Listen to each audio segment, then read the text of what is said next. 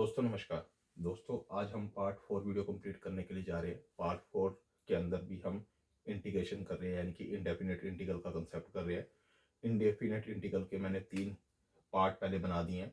First part के अंदर मैंने कुछ स्टैंडर्ड एलिमेंट्री इंटीग्रल्स के बारे में डिफाइन किया है, यानी कि बेसिक फाउंडेशन के बारे में, बेसिक रूल्स और रेगुलेशन के बारे में मैंने डिफाइन किया है। इंटीग्रेशन, दो तरह की इंटीग्रेशन होती है, एक होती है इंडेफिनेट इंटीग्रल और एक होती है डेफिनेट इंटीग्रल। इंडेफिनेट इंटीग्रल के अंदर लोअर लिमिट और अपर लिमिट का कोई कंसेप्ट नहीं होता, जबकि डेफिनेट इंटीग्रल के अंदर लोअर लिमिट और अपर लिमिट भी होती है। तो इन दोनों में बेसिकली ये डिफरेंस है।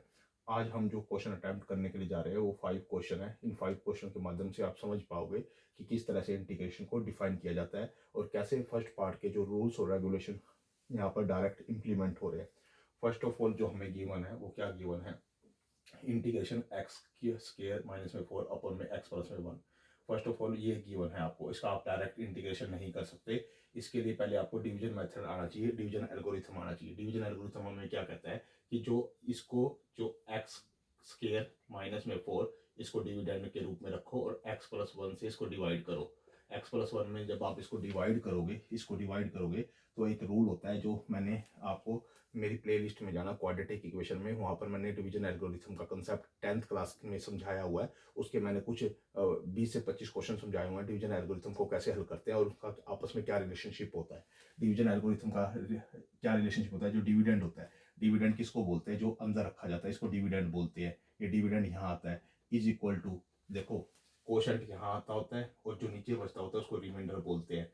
ठीक है, अब देखो इस कोशेंट की अगर हम मल्टीप्लाई करेंगे डिवाइजर के साथ, ये इस डिवाइजर के साथ, ये डिवाइजर होता है डिवाइड करने वाला। अगर कोशेंट की मल्टी डिवाइजर के साथ करेंगे, कोशेंट की मल्टीप्लिकेशन डिवाइजर के साथ करेंगे, प्लस में रिमाइंडर ऐड करेंगे तो वापसी हमारे पास डिविडेंड आ जाता होता है, यानी कि ये आ जाता होता है, डिविडेंड आ जाता है। तो इसके हिसाब से जब मैंने इसको एक्स प्लस में 1 से इसको डिवाइड किया, इसके जो डिवाइड किया, तो मेरे पास ये सिचुएशन अराइज हो जाएगी। आप भी इसको निकाल के देख लेना। अगर मैं ऐसे निकालने लगूंगा तो क्वेश्चन बड़े लेंथी हो जाएंगे, तो आप इसको साइड में आप सोल्व कर लेना। तो इसके बाद आपके पास क्या आएगा, इंटीग्रेशन एक्स माइनस में 1 माइनस में 3 बाय में एक्स प्लस में 1।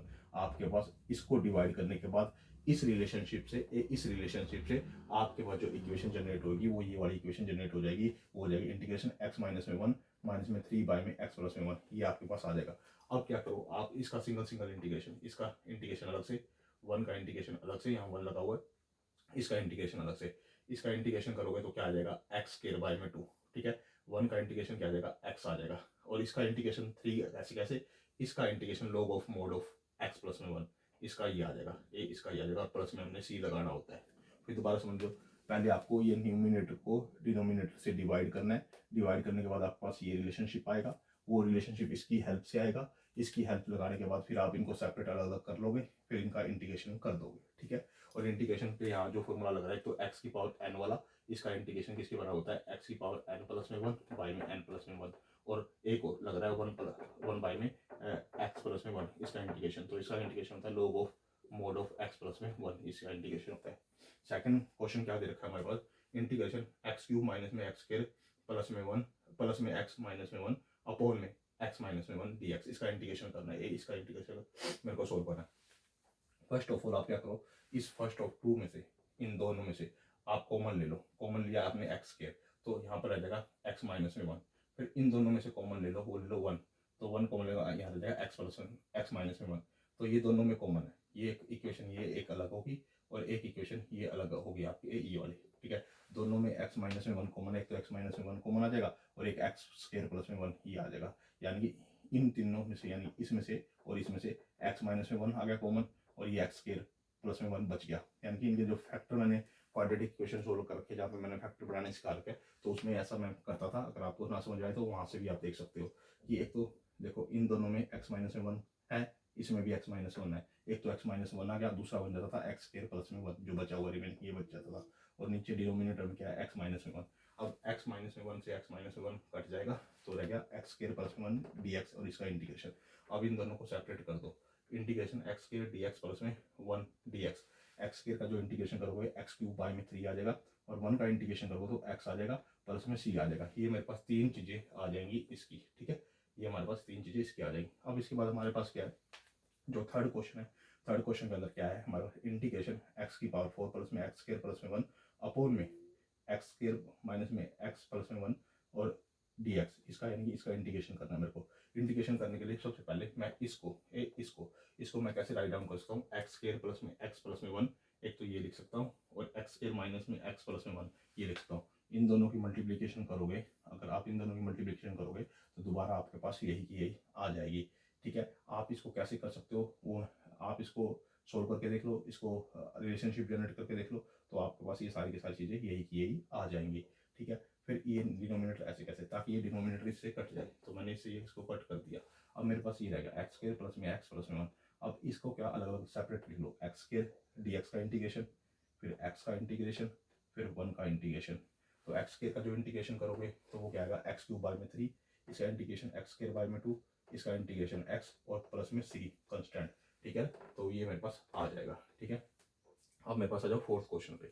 फोर्थ क्वेश्चन में क्या दे रखा है, इंटीग्रेशन 1 माइनस में एक्स अपॉन में 1 प्लस में एक्स डी एक्स, ये दे रखा है मुझे। फर्स्ट ऑफ ऑल आप 1 के अपॉन में ये अलग लिख लो, और एक्स के अपॉन में ये अलग, डिनोमिनेटर अलग लो। 1 अपॉन में ये 1 अपॉन में एक्स प्लस में 1 अलग लिख लिया डिनोमिनेटर के, और माइनस में एक्स के बटे में एक्स प्लस में 1 अलग लिख लिया। यानी कि डिनोमिनेटर है ना, डिनोमिनेटर 1 के बटे में अलग लिख लो, 1 के डिवाइड में अलग लिख लो, और एक्स के डिवाइड में अलग लिख लिया। अब अगला स्टेप क्या करना है, इसको ऐसे कैसे रखो, इसको ऐसे कैसे रखो, इसके अंदर 1 ऐड कर दो, 1 सब्ट्रैक्ट कर दो। 1 ऐड कर दिया, 1 सब्ट्रैक्ट कर दिया, कोई फर्क नहीं पड़ता, ऐसा मैं कर सकता हूँ। जो चीज़ सेम ऐड कर रहा हूँ और सेम चीज़ सब्ट्रैक्ट कर रहा हूँ। अब ये क्या करो, इसको ऐसे कैसे लिखा फिर मैंने, ये एक्स प्लस में 1 है ना, एक्स प्लस में 1, इसको एक्स प्लस में 1 बटे में एक्स प्लस में 1 अलग लिख दो।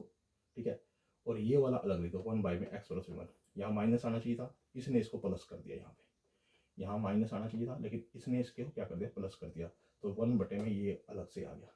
समझ में आ गई बात, 3 चीज़ें आ गई, एक तो ये आ गई, और 2 चीज़ें मैंने यहाँ से जनरेट कर ली, एक्स प्लस में 1 पाई में एक्स प्लस में 1, और 1 बटे में एक्स प्लस में 1 ये, और जो ये माइनस आना चाहिए था इसके कारण ये यहाँ प्लस आ गया। ठीक है, अब देखो ये इससे कट गया, तो यहाँ से क्या आ जाएगा, 1 बाई में एक्स प्लस में 1 इंटीग्रेशन, अभी इंटीग्रेशन का साइन कर रहे हैं, डी एक्स माइनस में यहाँ 1 बचा तो 1 डी एक्स प्लस में 1 बाई में एक्स प्लस में 1, यहाँ पर एक्स प्लस में 1 है और डी एक्स है। ठीक है, अब देखो अगर इसका इंटीग्रेशन करोगे तो क्या होगा, log ऑफ एक्स प्लस 1 इसका मोड, यानी कि माइनस में 1 का इंटीग्रेशन करोगे तो एक्स होगा, प्लस में लास्ट वाले का इंटीग्रेशन यानी कि इसका इंटीग्रेशन, इसका इंटीग्रेशन करोगे तो क्या होगा, log of mode of x plus में 1, और सारे के प्लस में सी तो आता ही आता है, ये कंस्टेंट आपका आ गया। ठीक है, अब इसके बाद हम जो नेक्स्ट क्वेश्चन है, fifth question, most important question है, इसको बड़े ध्यान से देखना आप।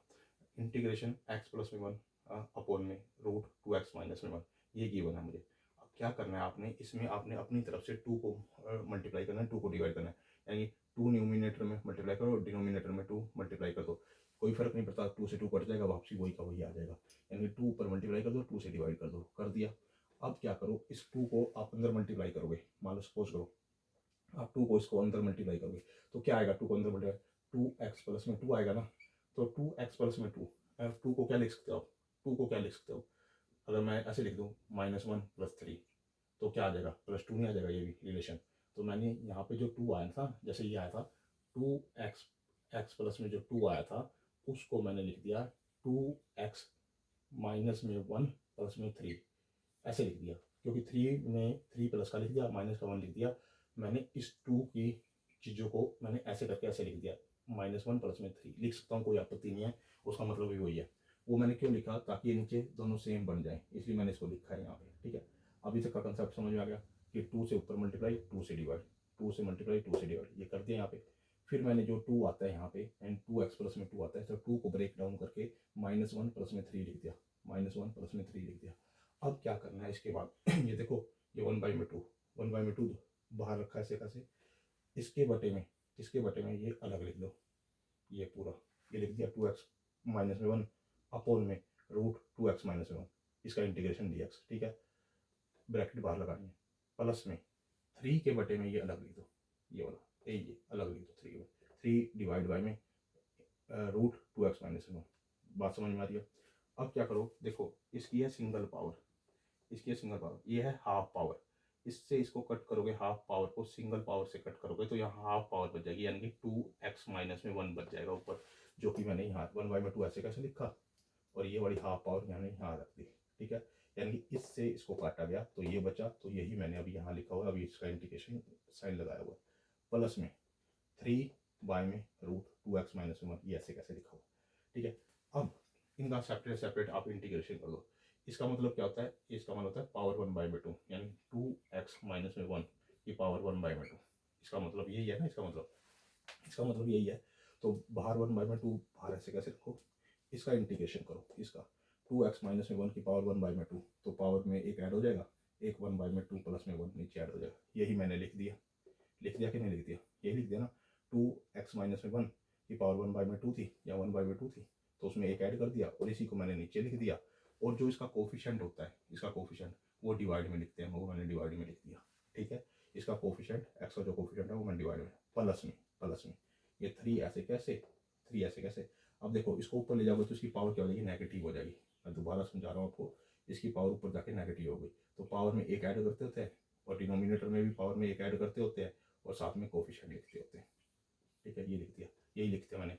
3 को ऐसे कैसे लिखा, इसको मैं ऊपर लेके गया था, पावर -1/2 की थी, -1/2 पावर में एक ऐड कर दिया, फिर -1 पावर में एक ऐड करके नीचे लिख दिया। और ये जो कोफिशिएंट का जो एक्स का जो कोफिशिएंट होता है उसको डिवाइड में लिखना होता है। ये इंटीग्रेशन का नियम कहता है। ब्रैकेट बंद की, बाहर 1/2 है, प्लस में सी, ठीक है। इतना समझ में आ गया। अब 1/2 ऐसे कैसे लिखा मैंने, ये इसको ऐड करूँगा तो 3/2 हो जाएगा, 3/2x-1 3/2 हो गया। नीचे इसको सोल्व करूँगा इसको, तो वो 3/2 होगा, साथ में 2 था, यहाँ से 2 से 2 आप कट कर सकते हो अभी। प्लस में 3 ऐसे कैसे, 2x-1 इसको सोल्व करूँगा तो 1/2 हो जाएगी पावर, इसको सोल्व करूँगा तो 1/2 हो जाएगा, और ये 2 था, यहाँ से 2 से 2 ये कट गया, ये ब्रैकेट और प्लस में सी। अब 1/2 ऐसे कैसे बाहर लिखा, 2x-1 इसकी पावर 3/2 ऐसे कैसे लिखी, नीचे 3 है, प्लस में 3 इंटू में ये ऐसे कैसे लिखा, प्लस में सी। दोस्तों आज हमारे ये 5 क्वेश्चन पार्ट 4 वीडियो में हमने सोल्व कर दिया है। मोस्ट इंपॉर्टेंट क्वेश्चन है, आप इसको बड़े ध्यान से करना, आराम से करना, और वीडियो को कम से कम 2 बार जरूर देखना, तभी ये आप क्वेश्चन अच्छे ढंग से कर पाओगे। ये इंटीग्रेशन का जो कंसेप्ट है जिसके अंदर हम इनडेफिनेट इंटीग्रल कर रहे हैं, ये कई बार आपको कन्फ्यूजन क्रिएट कर देगा आपको डिफरेंशिएशन के साथ, इसलिए डिफरेंशिएशन का कंसेप्ट अलग रखना है और इंटीग्रेशन का कंसेप्ट अलग रखना है। तो जब आप अच्छे से इसकी 2 से 3 बार दोनों चैप्टरों की प्रैक्टिस कर लोगे, तब आपके जो फॉर्मूले हैं वो सेपरेट हो जाएंगे, जो बेसिक फाउंडेशन है वो दोनों की सेपरेट हो जाएगी। आप स्टार्टिंग में थोड़ा बहुत कहीं जगह मिक्स कर पाओगे, कर दोगे, लेकिन घबराना मत, प्रैक्टिस करते रहना कंटिन्यूस। जैसे ही प्रैक्टिस करते रहोगे, जब आपको 3 से 4 महीने इसकी प्रैक्टिस करते हुए हो जाएंगे, तो आप इनके सभी रूल्स और रेगुलेशन को सेपरेट कर दोगे, माइंड में आपके सेपरेट अलग अलग सेट हो जाएंगे। दोस्तों ये ICSE बोर्ड के लिए, CBSE बोर्ड के लिए, हरियाणा बोर्ड के लिए, या जिस भी कंट्री के अंदर ये कंसेप्ट एग्जिस्ट करता है इंटीग्रल का, जिसके अंदर इंडेफिनेट इंटीग्रल और डेफिनेट इंटीग्रल है, तो इस तरह के क्वेश्चन वहाँ मिलते हैं। दोस्तों आप मेरी वीडियो को लाइक भी कीजिए, कमेंट भी कीजिए और शेयर भी कीजिए, और मेरे चैनल को सब्सक्राइब भी कीजिए। दोस्तों अगर आप मुझे सपोर्ट करोगे तो मैं इससे बेटर से बेटर वीडियो बनाने की कोशिश करूँगा। आप मेरे चैनल को सब्सक्राइब करने में और मेरे यूट्यूब चैनल को सपोर्ट करने में हेल्प कीजिए। ओके दोस्तों।